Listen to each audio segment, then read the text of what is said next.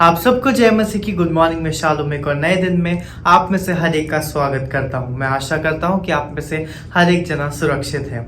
आज के इस नए एपिसोड के अंदर हम लोग पढ़ेंगे परमेश्वर के वचन में से एक पद, सुनेंगे एक मधुर गीत को,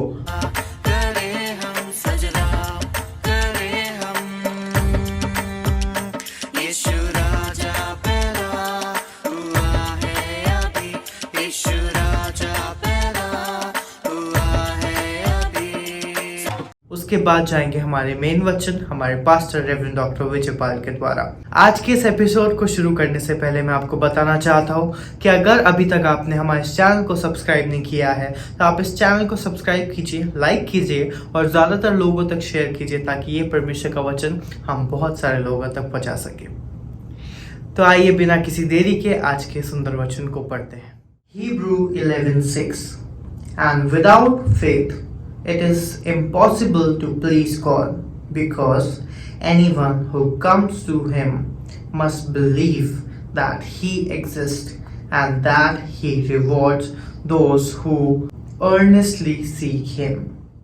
परमेश्वर का धन्यवाद करते हैं सुंदर वचन के लिए। आज के दिन में फिर से परमेश्वर हमको सिखाता है कि बिना विश्वास परमेश्वर को खुश करना या परमेश्वर से कुछ आशा रखना व्यर्थ है, क्योंकि जब तक हम ये भरोसा नहीं करते कि परमेश्वर जीवित है, वो जिंदा खुदा है, वो हमारे बीच में है, जब तक हम इस चीज़ पे विश्वास नहीं करेंगे कि वो हमारी ज़िंदगी में कोई बदलाव ला सकता है या वो किसी भी तरह से हमारी मदद कर सकता है, तब तक हमको परमेश्वर से कोई आशा नहीं होगी या हम लोग ये नहीं कर सकते कि हम परमेश्वर से कुछ एक्सपेक्ट करें, क्योंकि परमेश्वर जो है वो हमारे विश्वास को परखता है कि जब हमारा विश्वास परमेश्वर पे है तो वो हमारे लिए हर एक चीज़ को पूरा करता है। तो आज के दिन में हम इस चीज़ को ध्यान रखें कि हम अपना विश्वास, अपना भरोसा, अपना फेथ परमेश्वर पे बना के रखें ताकि वो हर एक चीज़ में हमारी मदद करे और हम उसके साथ आगे बढ़ते जाएं। तो आइए हम लोग आगे बढ़ेंगे, सुनेंगे उस गीत को, उसके बाद बढ़ेंगे हमारे मेन वचन में।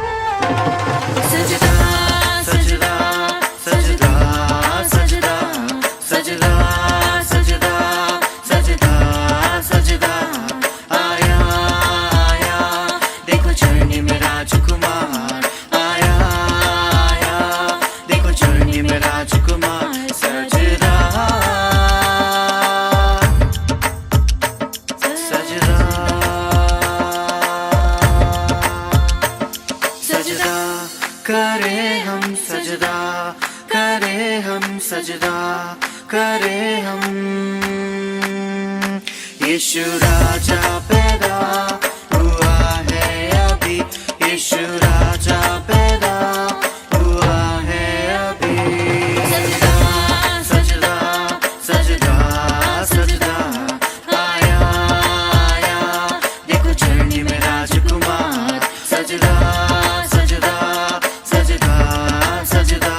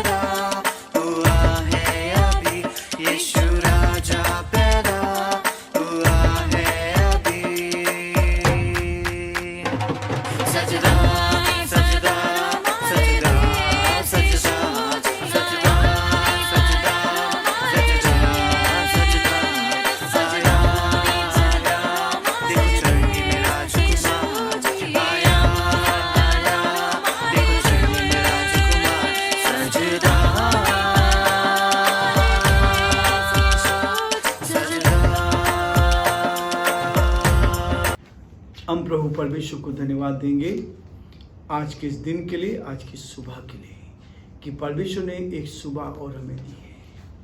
आप सबका भी स्वागत, वेलकम। प्रभु आप सबको बहुत आशीष दे।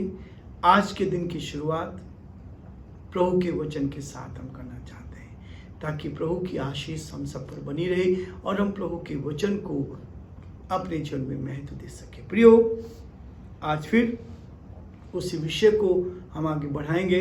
परमेश्वर के वचन में भजन संहिता उसका 37 अध्याय और उसके पहले 5 पद को मैं आपके सामने पढ़ूंगा। इसी विषय को आगे ले जाते हुए, कुकर्मियों के कारण मत कूद, कुटिल काम करने वालों के विषय में डहा न कर, क्योंकि वे घास के समान झटकट जाएंगे और हरी घास के समान मुरझा जाएंगे। यहोवा पर भरोसा रख और भला कर, देश में बसा रहे और सच्चाई में मन लगाए रहे। यहोवा को अपने सुख का मूल जान और वह तेरे मनोरथों को पूरा करेगा। अपने मार्ग की चिंता यहोवा पर छोड़ दे और उस पर भरोसा रख, वही पूरा करेगा। परमेश्वर अपने इस वचन के पढ़े जाने पर आशीष दे।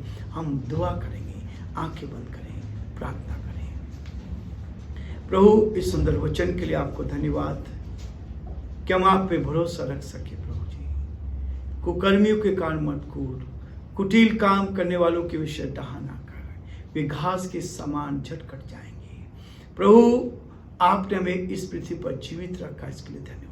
हम चाहते हमारे सारे भाई बहनों को उत्तम आशीष दी। आज का डिवोशन प्रभु हम सब के लिए आशीष में बन सके। इस डिवोशन को आपके हाथ में सौंपते हैं और प्रार्थना विनती करते हैं प्रभु, इसके द्वारा आपके नाम को महिमा मिले, आपका नाम ऊंचा किया जाए। हमारे सारे भाई बहनों को उत्तम आशीष दे। हमारे प्रदेश के लिए प्रदेश के मुख्यमंत्री अशोक गहलोत जी को आपके हाथ में सौंपते हैं, उन पर भी आशीष दे। हमारे देश के लिए, देश की खुशहाली के लिए प्रार्थना करते हैं प्रभु जी। हमारे राष्ट्रपति के लिए, प्रधानमंत्री के लिए प्रार्थना करते हैं, उनको भी आशीष दे। और उन सारे भाई बहनों के लिए जो हमारे साथ इस फेसबुक पर, यूट्यूब पर जुड़े प्रभु जी, हर एक के लिए हम प्रार्थना करते हैं, उत्तम आशीष दे। आत्मा से भर, सामर्थ्य से भर, आत्मिक कान सुनने के लिए दे, आत्मिक आंखें देखने के लिए दे, ताकि परमेश्वर आपकी वाणी को सुन सके।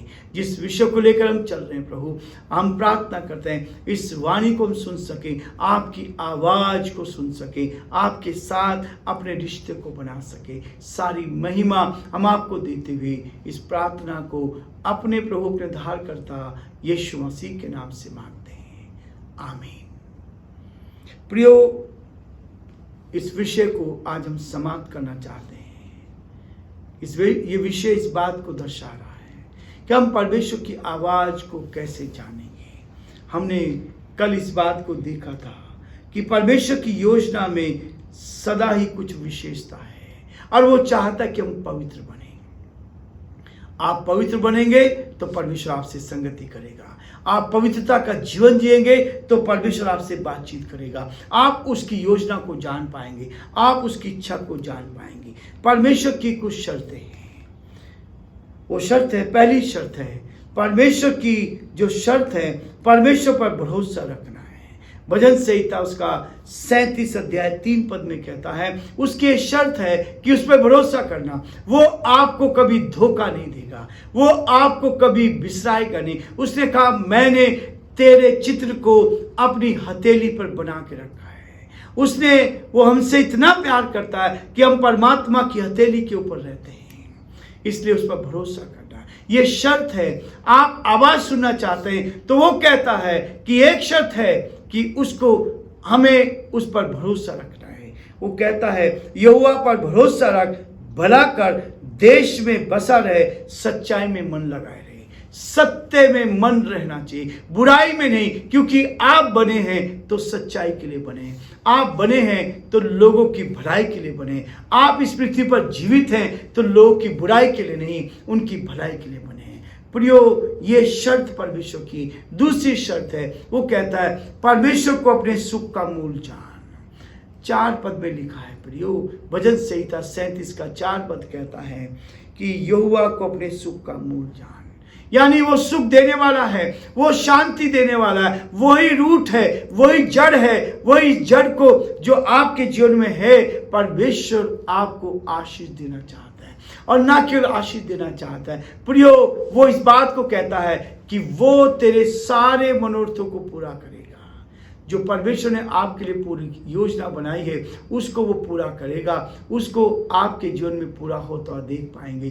परमेश्वर आपकी वो कहता है वही तो है वो वह तेरे मनोरथों को पूरा करेगा। आपकी जो प्लानिंग है, जो परमेश्वर ने की है, उसको वो पूरा करता जाएगा।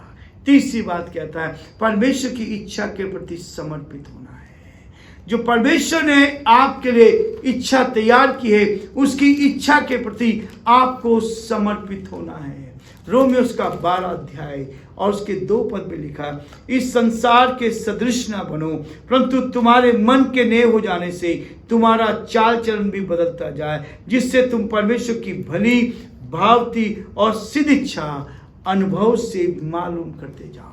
आप उसको जानने लगेंगे, जितना आप उसके साथ संगति रखेंगे आप उसको अधिकाई से जानने लगेंगे। और इसलिए प्रियो, जिसका रिश्ता परमेश्वर के साथ रहता है उसकी भली और भावती इच्छा को आप जानने लगते हैं तो आपका रास्ता स्वर्ग के लिए खुल जाता है। आप स्वर्ग में जाने के लिए तैयार हैं। और मेरा विश्वास है कि हर कोई व्यक्ति चाहेगा कि मैं स्वर्ग में जाऊं। मेरी आत्मा, ये शरीर तो पृथ्वी पर रह जाएगा, गल जाएगा, जल जाएगा, दफना दिया जाएगा, लेकिन आत्मा कभी मरती नहीं है। वो स्वर्ग में जाने के लिए पवित्र जीवन जिएंगी, परमेश्वर के साथ रोज संगति करेंगे। तो आप क्या करेंगे? स्वर्ग में जाएंगे।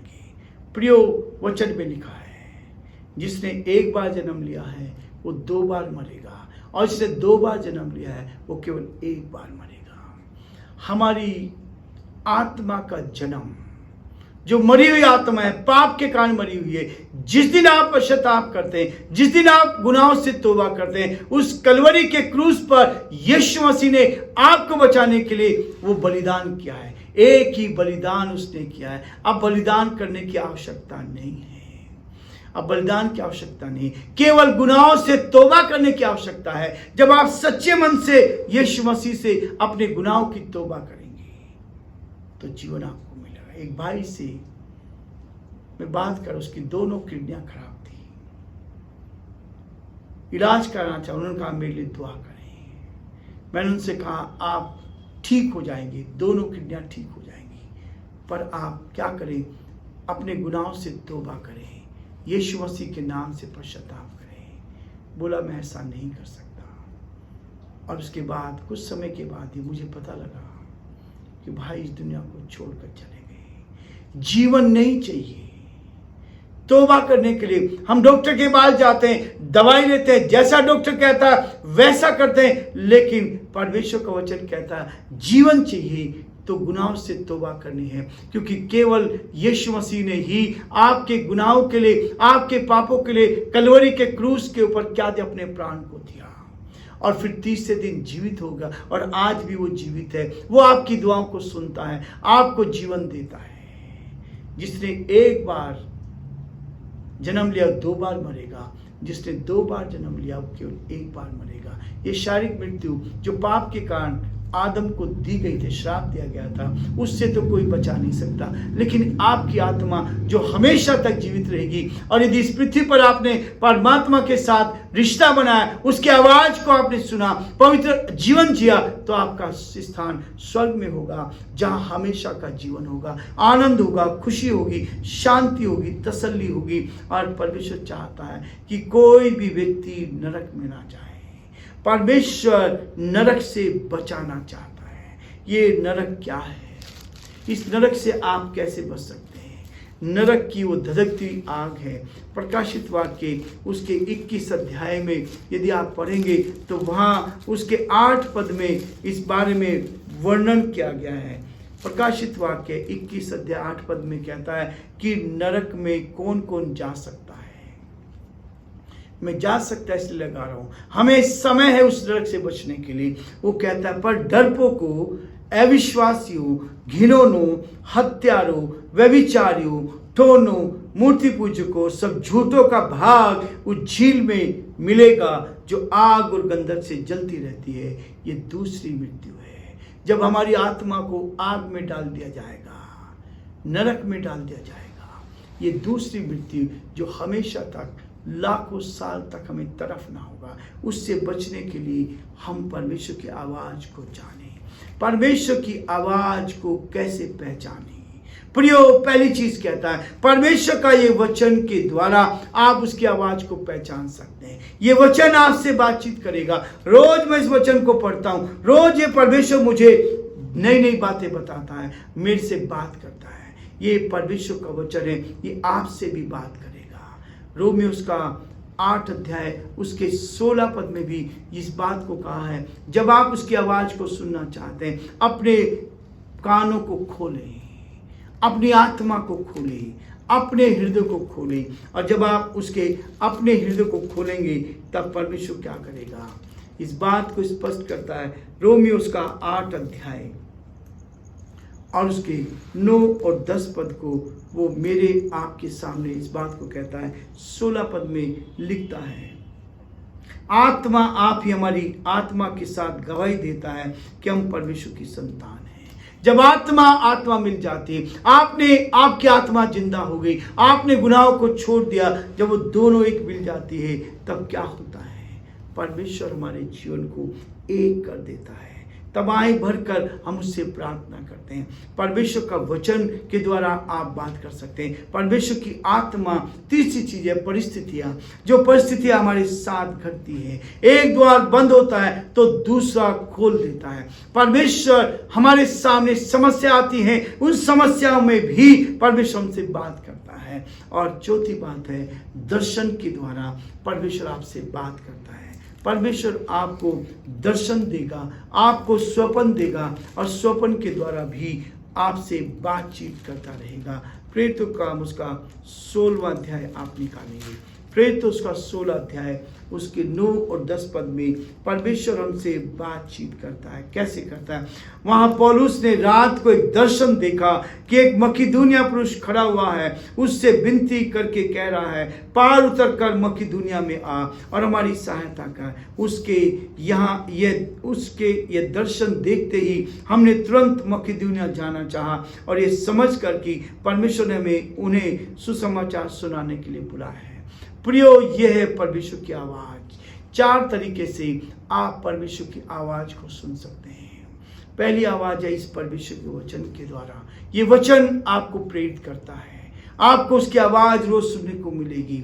परमेश्वर का वचन कहता है कि हम उसकी आवाज को सुन सकते हैं, रोज उसके साथ जीवन बिताकर। परिस्थितियां, एक द्वार बंद होता है तो दूसरा परमेश्वर खोल देता है। और चौथी बात है दर्शन के द्वारा परमेश्वर हमें अपनी आवाज को सुनाता है। और यही है जो दर्शन प्रभु देता है। जब आप उसके साथ संगति करेंगे, रात में मीठा विश्राम आपको मिलेगा और रात में परमेश्वर आपको दर्शन देगा, आपसे बातचीत करेगा और आप उसकी आवाज को सुनकर जीवन में आगे बढ़ते जाएंगे। प्रभु आप सबको आशीष दे और आप उसकी आवाज को सुनते हुए जीवन में आगे बढ़ते जाए और प्रभु का हाथ आपके साथ रहे।